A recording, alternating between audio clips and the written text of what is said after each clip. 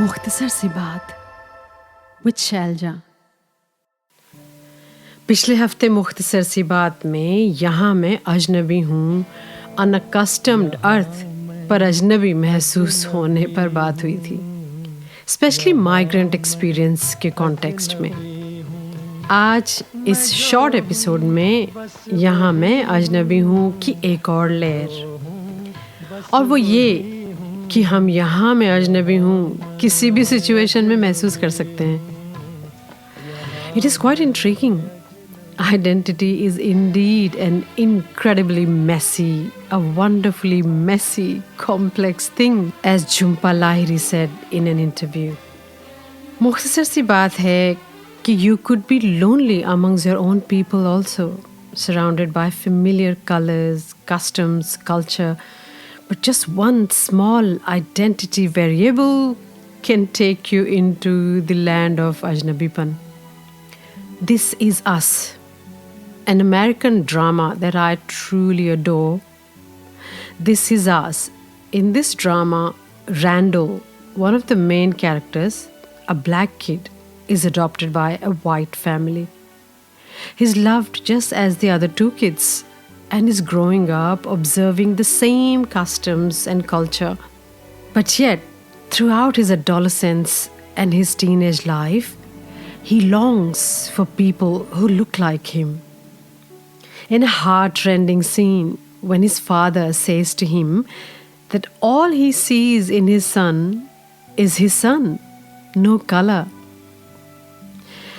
To that, Randall says, "Then you don't see me." It was intriguing to me, this messiness of identity, that he also wants his father to see him for who he is, that he is different. मैं जो हूँ बस वही हूँ.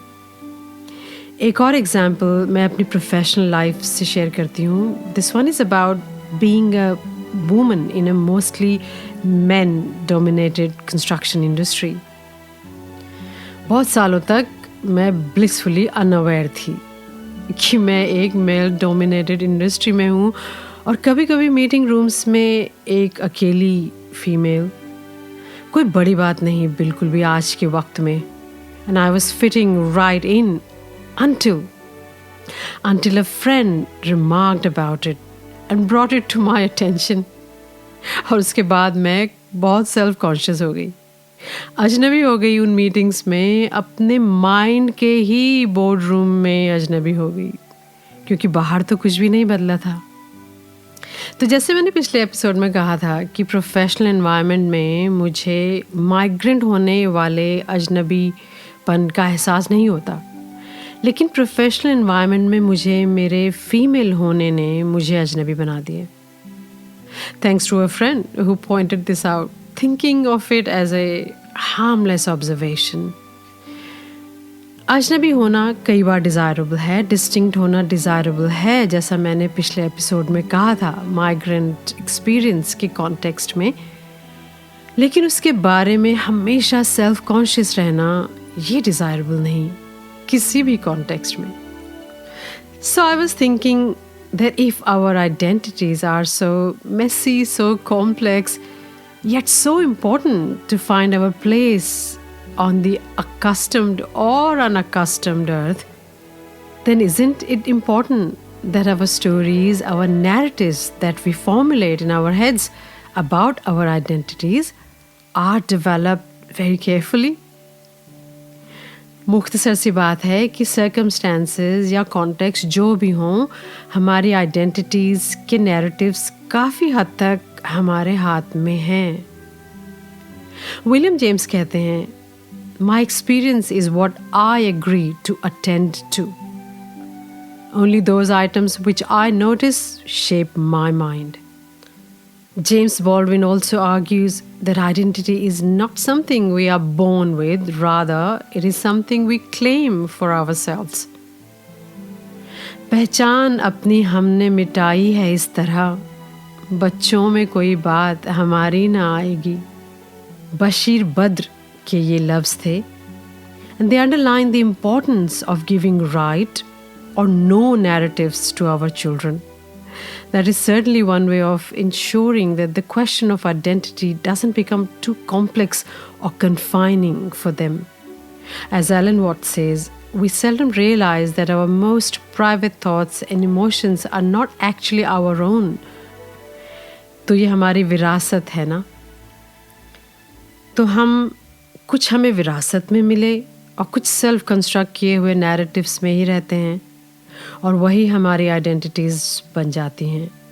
चलिए अपने narratives को challenge करें जिससे हम अपनी आइडेंटिटी की कॉम्प्लेक्स लेयर्स में कन्फाइन ना हो, कैद ना हो, सेल्फ कॉन्शियस ना रहें, दीवार ना बने खुद के लिए। मैं अपनी राह में दीवार बन के बैठा हूँ, अगर वो आया तो किस रास्ते से आएगा। जॉन एलिया के लव्स से ख़त्म कर रही हूँ आज का ये सीक्वल एपिसोड।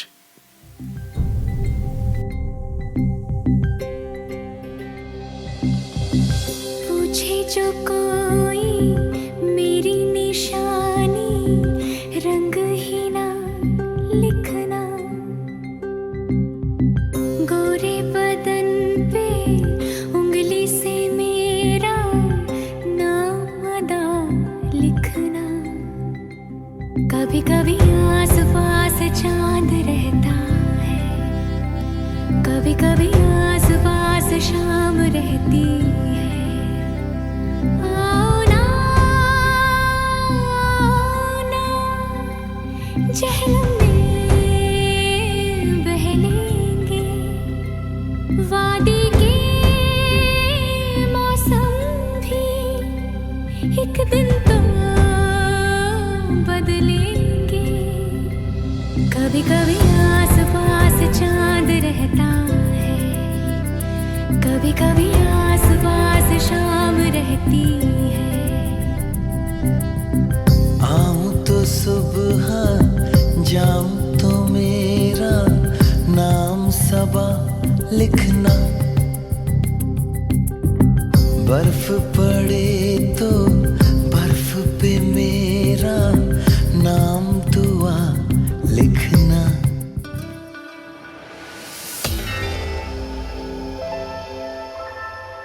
मुख्तसर सी बात विद शैलजा।